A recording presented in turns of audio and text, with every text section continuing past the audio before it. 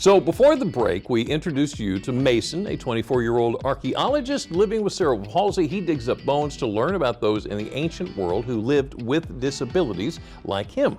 Brigitte Hancharick isn't able to do that. She has the most severe form of cerebral palsy, but she still lives a full life. And so for our final installment of this Disability Pride series, we're excited to share Brigitte's story. Delaware Live's Katie Zerilli sat down with Brigitte and her mom, Terri.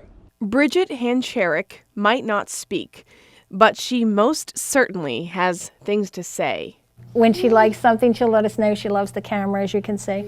And when she doesn't like things, she just turns her head and kind of, doesn't have an expression. Brigitte is 34 and was born with the most severe type of cerebral palsy called spastic quadriplegia. She is nonverbal, visually impaired, seizures are under control, but she has a seizure issue. What else, Brigitte? There's lots of stuff. She doesn't walk or sit without a lot of support. But there's so much more to this sweet, smiling woman. She's very funny. She's the only one that laughs at my jokes. So she thinks everything's funny. She's very social.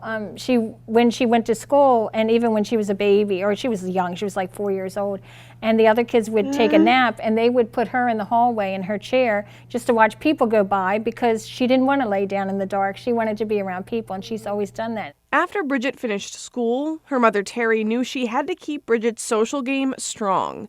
So she started EPIC, which stands for Endless Possibilities in the Community. It allows Brigitte and others like her to engage in health and wellness activities and participate in the community. She works with a PT assistant, and she gets in, I know you'd love it there, and it's at the YMCA, so she gets in pieces of equipment for standing. They work with her, stretching her out, and she has social time with people. And it's been really good because not just her friends at EPIC who also have a developmental disability, she has friends at the Y who are used to seeing her there now, and when she comes in, they're like, "Oh, hi, Brigitte, how are you?" And she's totally in the community, and that has been so good for her. Neighbors know her because we have a bike that my husband rides with her on the front. And they're currently building her a swimming pool with a ramp. Terri says there's really so much her daughter can do.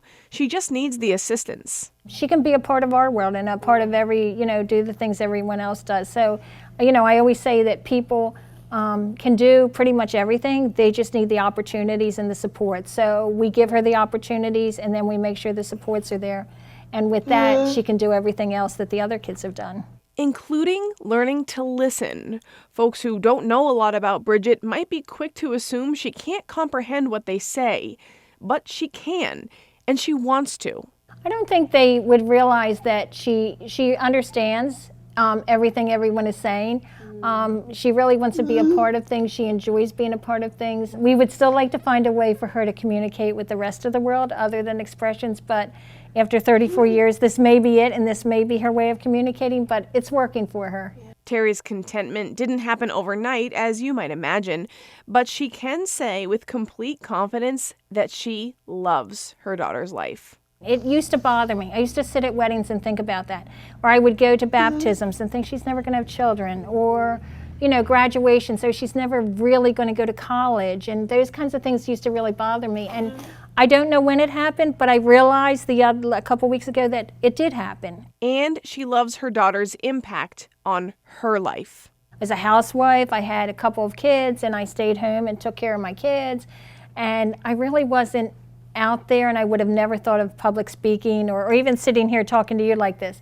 But Brigitte's made me grow, and she's made me, because she is nonverbal, I've had to be a voice for her, and I try very hard. When I always pray that I'm doing the right thing, that I'm saying what she wants me to say. She hopes all parents in similar or even very different shoes can feel that same pride. I'm hoping that, eventually they discover what a wonderful ride it is, and the kinds of things that people with disabilities are capable of, and the joy they can bring into your life.